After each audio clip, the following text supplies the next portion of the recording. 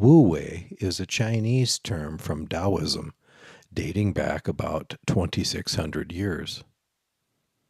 It means acting without strain, force, or unnecessary struggle. It does not mean doing nothing. It means responding naturally and skillfully, like water flowing around a rock.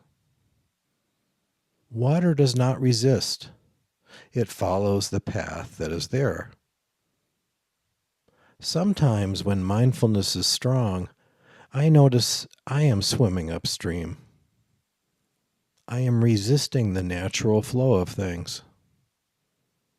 After a breath, I can ask myself, does this resistance bring me happiness or suffering? Then what I choose to do next is a little clearer, a little more intentional. For many years, I wished I had a closer relationship with my older brother. I tried and tried to create something different between us, but nothing stuck. It was like pumping up a leaky tire. It hurt, especially when my mind spun stories about why things were the way they were.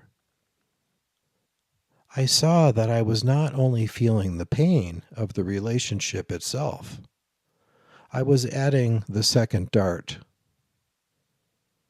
I was suffering because I wanted reality to be different from what it was. Slowly, I let things be. We still had contact, but I stopped fighting the current. I became more at ease in the natural flow of this relationship. Then, after our parents died, we were brought together in ways I had not expected. A deeper connection emerged out of something complicated and sad. I am grateful. Perhaps we can reflect quietly for a few moments. What are the strongest currents in your life? Are there raging rivers, gentle streams, or Sonoran desert flash floods? How are you resisting the flow? Do you notice withdrawing, chasing, zoning out? And when you resist, does it lead to happiness or to more suffering? Recognizing the natural flow of things does not mean becoming passive. It does not mean accepting injustice or abuse. Some things need to be resisted. But when we remember to breathe, we are more able to discern when is it time to stand firm, and when is it time to let go. Breathing in, I recognize the natural flow of things. Breathing out, I allow. And perhaps this is close to what Linji meant. Linji was a Chinese Zen teacher who lived about 1,300 years ago. He was known for his earthy, direct style. He taught that beneath all our striving and struggle, there is another way of being, what he called the businessless person.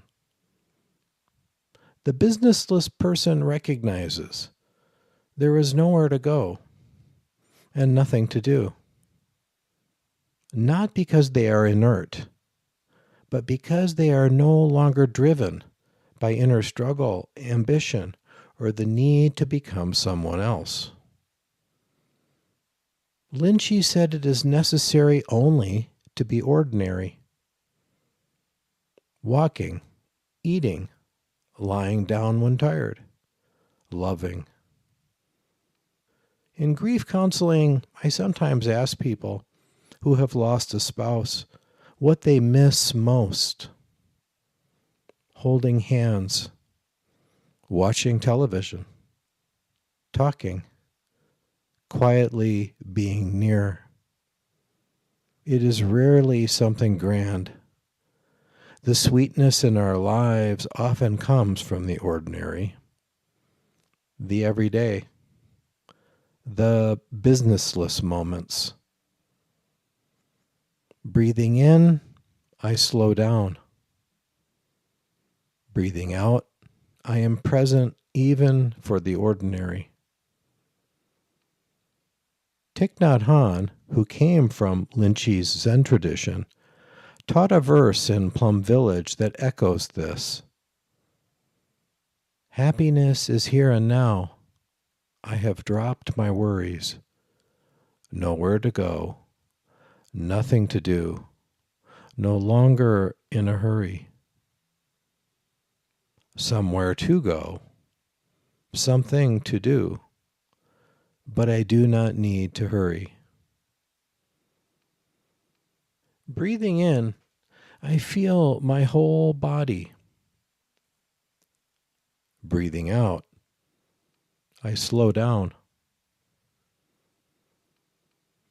As I grow older, I am less uptight. My body and mind are loosening. I can feel that my life is finite. There is no reason to rush to its end. Tai had the best one-liners. My favorite is, the past has already gone. The future has not yet arrived. The address of life is here and now. When I notice my body tightening, I ask myself, am I resisting? Am I chasing something? Have I lost touch with the treasures of ordinary life? Breathing in, I remember there is nowhere to go and nothing to do. Breathing out, I let myself float with the current of this moment.